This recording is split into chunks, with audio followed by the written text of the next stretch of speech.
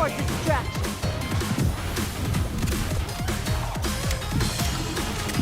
Let's go!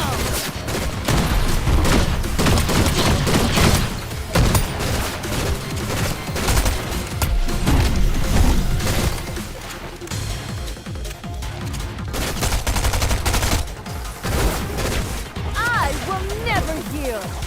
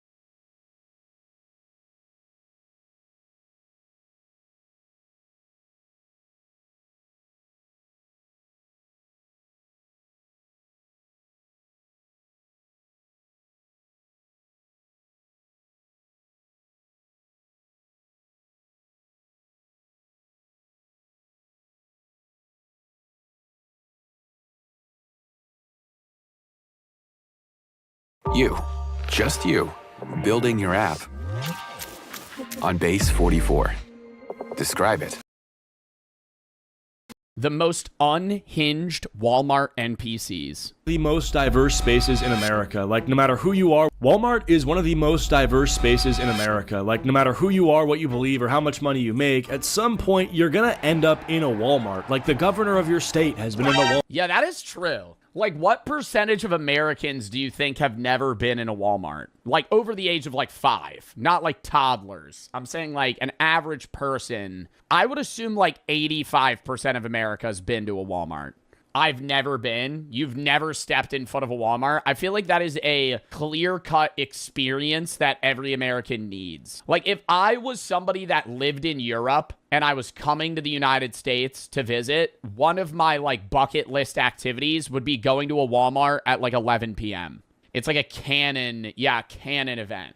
Like, that's like an experience. Walmart. Your pastor has been in a Walmart. Walmart is where the social classes dissolve and we all become one. And I genuinely believe if you study Walmart long enough, you'll understand humanity more than any philosophy class will ever teach you. Because here's one thing, like, sure, Walmart attracts shoppers. Bro, it's like Walmart, yeah, Walmart teaches you about, like, society when you're in a Walmart. Because it's like every class is in a Walmart.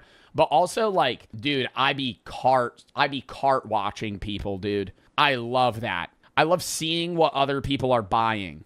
I need to know. I need to see what you're purchasing.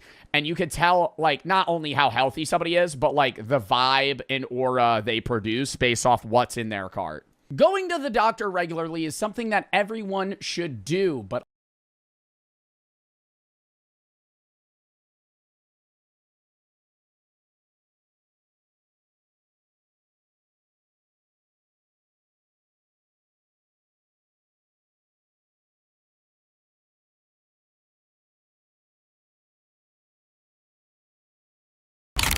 Over the past year, things have gotten weird. Household debt has hit a record high, inflation keeps climbing, the job market's tanking, and now we seem to be on the brink of World War III. But right in the middle of all of that, there's a cartoon Peanut pulling some of the biggest streaming numbers the internet has ever seen. He averages like 50 on Twitch and like 80 on YouTube. He's bigger than Kai. Now, the strange part is, the worse things seem to get, the bigger the burnt peanut becomes. What? Yeah, okay, so we're gonna get a little finance heavy for a second here, but stick with me. A recession is what happens when the economy takes a serious nosedive and stays down. And when that happens, people change. What they buy changes, what they watch changes, their behavior in general can hit a total 180. There's a theory called the lipstick index. It suggests that when money gets tight, people stop buying designer purses, but they'll still grab a nice bottle of lipstick. It's small, it's affordable, and for a moment, it makes you feel like things are normal. So why does that matter here? Well, because the burnt peanut is kind of like the lipstick. Not as some cheaper version of anything, but as something people turn to when everything else starts to become exhausting. I honestly think that the burnt peanut has brought to Twitch something it's never had. There was a hole in streaming that no one really recognized. Well, except for Peanut. My whole life has been changed when I found this stupid little peanut! Almost overnight, this cult-like following had formed. You love him, I love him. Peanut realized something about gaming. Video games are not supposed to be you're sweating your off. If you're not having fun, get off. And decided he wanted to fix it. I've never had more fun in a video game than Halo 3 multiplayer.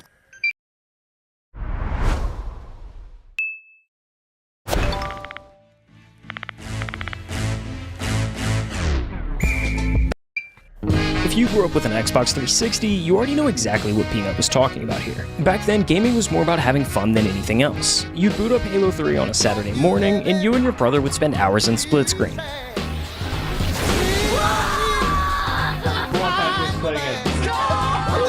But things started to shift. Ranked game modes began to climb in popularity, lobbies got sweatier, and then Fortnite showed up and kind of just changed everything.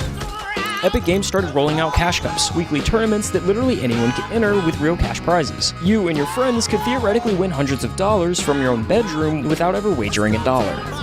That had never really existed before, and it pulled gaming culture in a new direction. Suddenly, tryharding was the only way to play. If you weren't cranking 90s the second you landed, some kid with 10,000 hours in mommy's credit card was putting you in a clip. You're so dog, buddy. That was a freeze kill my life. And if that sounds familiar, it should, because the same thing was happening everywhere else. If you are living paycheck to paycheck, don't worry, you're not alone. Throughout the 2010s, the job market got more competitive. Social media had everyone comparing themselves to people they'd never even met. Hustle culture showed up and swallowed everything whole. And now that one place that used to ask nothing of you, the place you went to specifically to turn your brain off, was asking you to perform too. Why do I only play Zero Build? Because I don't have to sweat my absolute balls off. But here's the thing, it didn't just change how people played, it changed what they watched too. High-skill gameplay became the content. The crazier the clip, the more it blew up. Now, when Peanut first started streaming in early 2022, that was still the blueprint. Be good at the game, and people will tune in. When I first started streaming, I copied everyone else. I was like, okay, what these guys are doing, first off, they're being the best. At the time, he was still known online as the Burnt Peanut, but the character didn't exist yet. He was still trying to copy the guys at the top. With the face cam on, gameplay front and center, focused on being good at the game. On paper, he was doing everything right, but it didn't work. And honestly, the fact that it didn't is really what makes this story interesting, because it forced Peanut to get creative. So I mentioned earlier that the job market has gotten more competitive. I mean, between AI taking jobs and the fact that degrees no longer guarantee a career, finding a job you actually like is tough. Here's the thing though, on every dollar your business earns. WAP's whole mission is to everything on hand as I went. Blender, like I learned all by myself. I tell you, oh my God, Blender has pissed me off so much. I'll sit there and I have that fire hat that has fire on the top. That should be like 8 hours. 8 hours of sitting there and just trying to work how fire worked. I've almost punched a hole in my wall. But after 8 hours, you figure it out and then you can use it forever. The Peanut became the face of the whole operation. But here's what made it work. You could still see his actual eyes and mouth. It gave him a way to show genuine personality that most VTuber avatars just don't have. Let me see if I can lure him in. Like a moth to a flame. Peanut's goal with this new direction went beyond just the character. He stopped trying to be the best player in the lobby. What? Gotcha! The goal wasn't to impress people anymore. It was to have fun. I go, yeah, yeah, yeah! All right, next guy up, come get it! To bring back that feeling games used to have before everything got so competitive. Back in the day, you would sit down on your couch, you'd play Halo 3. You and your brother, you'd be, calling each other fat and you'd beating the shit out of each other in the game. That's what I try to bring back. I want my bungalows to sit there and feel like I'm on the couch with them and we're just having fun. Like we're just hanging out. Like they're my boys. And I just think it's more fun that way. That's what I would want to watch. Yeah. That's why I do what I do. When he first rolled out this new character in January of 2024, he averaged just 6 viewers. 6. And nothing really changed overnight, but he kept going. He stuck to his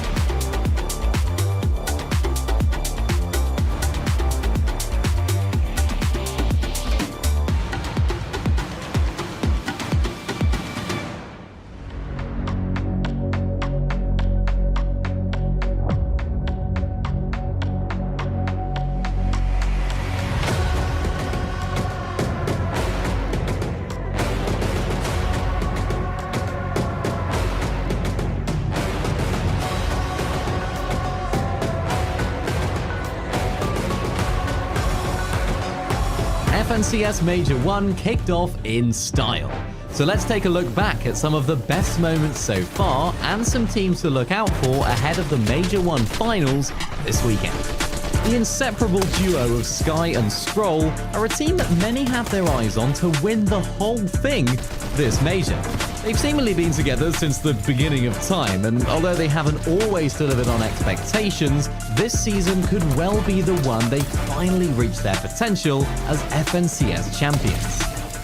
From early game at a likely uncontested north side of Battlewood Boulevard, solid mid-game surge strategies, and end-game consistency, these guys have all of the ingredients for success, so look out for them at the very top of the leaderboards this weekend. I think it's safe to say that the heats in NA Central was quite eventful. Heat 3 really did bring the heat, with two of our best teams in the lobby, Clicks and Higgs and Peterbot and Poyo. After the first two games, both Peterbot and Clicks were in strong but not fully safe positions.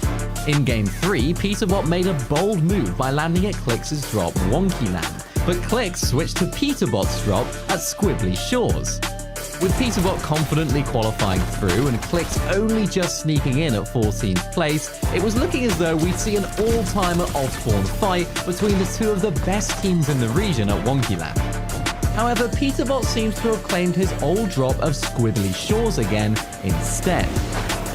With that being said, after what happened in Heats, I wouldn't put it past Peterbot and Poyo to try their luck landing at Wonky Land again in the major finals.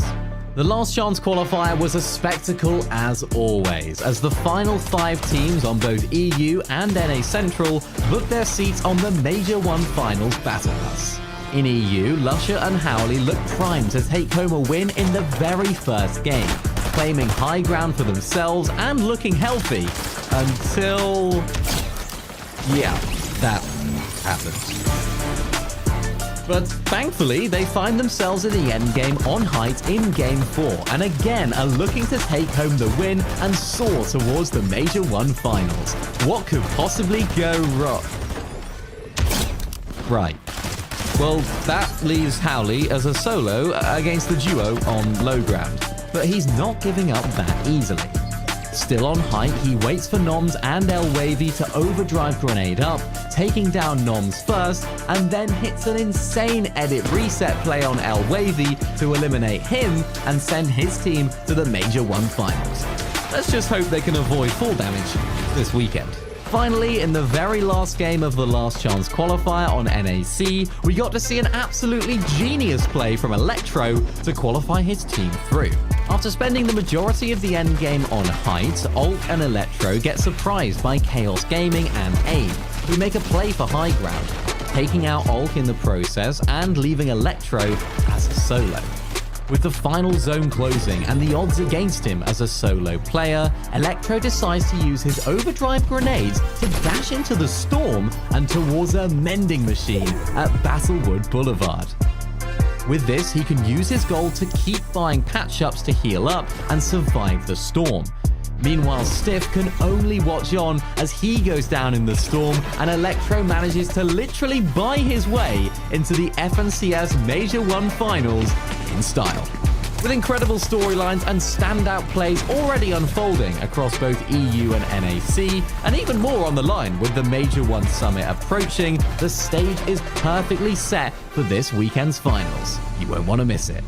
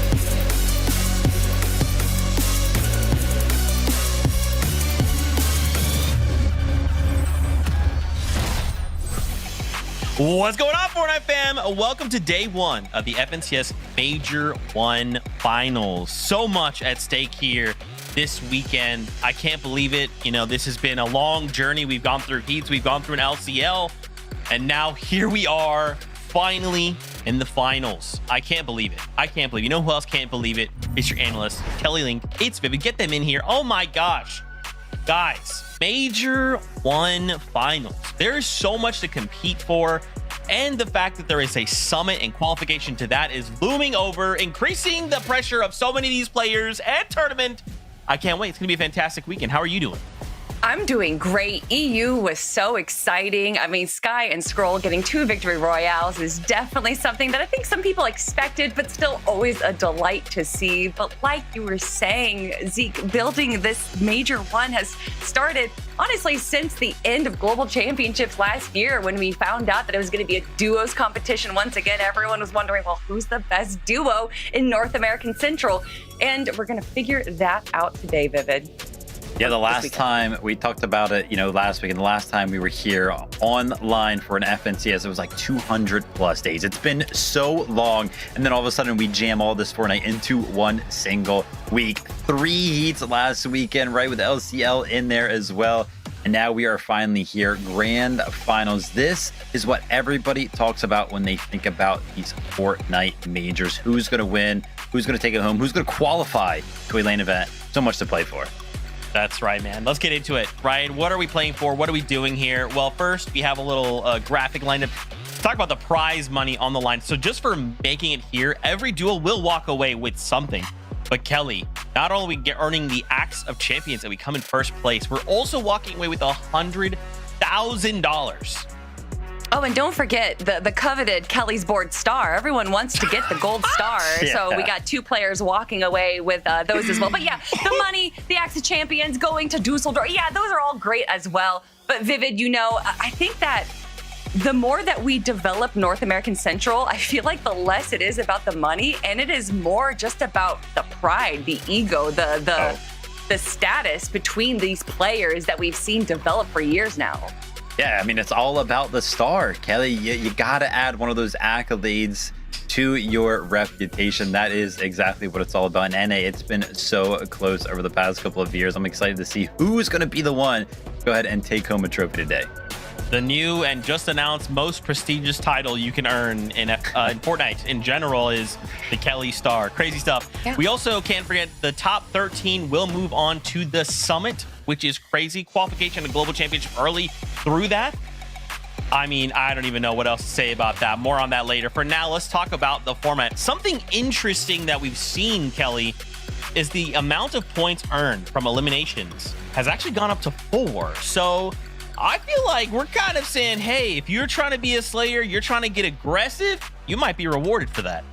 Yeah, with those points going up 25% to 4, it's going to be incredibly different. We haven't seen a Div Cup Finals set lobby in quite a while. So we have either the performance evaluation, we have heats, we have last chance lobby. So we haven't really seen a set lobby in quite some time for that mindset, that aggressive mindset that definitely rewards some of the duos that we're going to be seeing here today. So although it is only a single point difference, Vivid, that 1 point is going to make a huge difference in our lobbies. Yeah, absolutely. The format specifically may be more rewarding in terms of how many points you are going to be able to get. But this is a grand finals lobby. Those points are not going to be any easier to get, even though it may be worth more. It's always scary to see any of these teams kind of play aggressive because no matter who you're going against a grand finals qualifying team. Yeah, that's not what you're gonna do, right? You suddenly jump into someone's box and you're like, oh, hello, you are equally as good as I am. Just kidding. This is now 50-50. Hope I win. Crazy stuff. Can't wait to see that. Let's take a look at some of the session summary for finals. So we've actually been doing this during the heats and the LCL to kind of break down some of the numbers. We love kind of looking into some of this stuff. Do you guys maybe want to talk us through? I'm seeing one stat that definitely makes me laugh, but Kelly, Viv, break it down for me. I'll let Vivid break down the more important stuff, but what I think was interesting was comparing it to EU's stats. And for EU, they have 462 FNCS appearances, so almost 100 less than what we're going to be seeing here in North America Central. Now, I don't know if that means EU's better or worse or whatever. You can say what you will for that, but I just thought that was an interesting stat, Vivid. Kind of the impact of missing out some big names over there on EU for sure. FNCS titles 32, land wins we got 4. FNCS finals debuts here. We have 31 players who have never played in an FNCS grand finals before today, 31 of them. So keep an eye on them, see how they kind of perform when the lights are the brightest. And Zeke, man, we got 211 years of FNCS experience. I don't know how we did the math on that one, but it's there. And dude, that is a lot of time playing Fortnite. Yeah, shout outs to kids for getting us some information. I'd love to see that. But yeah, I do want to kind of double back to that stat. 31 new faces, you know, like you called out. Competition has been fierce. There's a bunch of names in even EU that haven't made it through. And so I'm excited. And we've seen some of these new faces kind of perform in heats. Even LCL, I'm excited to see what they bring here. Speaking of things that are fun, we're going to do something fun here. Wait, fun? Zeke, do you mean... No. Whoa. Whoa, got too real for a second there. We're gonna do something fun. We're gonna do a little quiz. This is kind of taking me back to the drop spot. But here's how this is basically gonna work. We're each gonna have a minute, and we're each gonna ask the other two a question, and you have a minute to answer. Okay, so we're gonna start with mine. Oh. All right, you have 5 options. Most FNCS finals victory royale. Oh. Is it Acorn, Reet, Peterbot, Hoyo, Venno? What do you think? Okay, so are we talking about this right now? So wait, are through. Vivid and I competing against each other, or are we trying to work together? You are competing against each other, but you can talk it through a little bit. You can do a little talk. So my mind automatically... Okay, go ahead. No, you go. 30 seconds. You know, obviously Peterbot, Pollo, they were a duo. They were winning all of these games and everything like that. But the fact that they're up there, man, they only split for a little bit of time. You got to think about Venno, right? You got to think of the 6 out of 12. We always think about the 6 out of 12. Right. That's where my mind's at. 15 seconds. And then there's Reet. You know, I feel like I just have to say Reet's name in general. Okay. All right, I think I'm going to lock in 9, Venno. 8, Venno.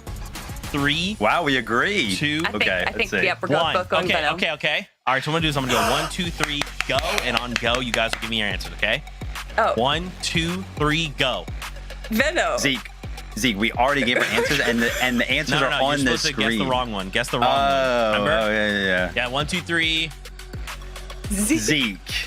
Wow! Okay, the answer is in fact Venno. You guys are smart. I thought I might have tricked you. I might have tricked you there, but you know, it's fine. Okay, Viv, you've got a question for us. I do. All right, so you're going with wins. I'm gonna be going with, who do you guys think has the best average placement in FNCS majors? We got Cooper, Peterbot, Venno, Cold, and Reet. Good luck. Okay. Okay, so listen, Reet, we know he has really good placement, right? Like, I feel like that's pretty good. I don't think Peterbot has good average placement overall. What? I mean, Kelly, if you look back before chapter 5, sure, but eventually those numbers are going to get like diluted by how well Peterbot's performing. He's either gone first or second place. And Cooper, although he got a global championships, I definitely don't think he's up there. Venno's not going to be up there. Cold has been doing kind of well. No. It's got to be Peterbot. 20 seconds, guys. Come on. Are you locked in, Kelly?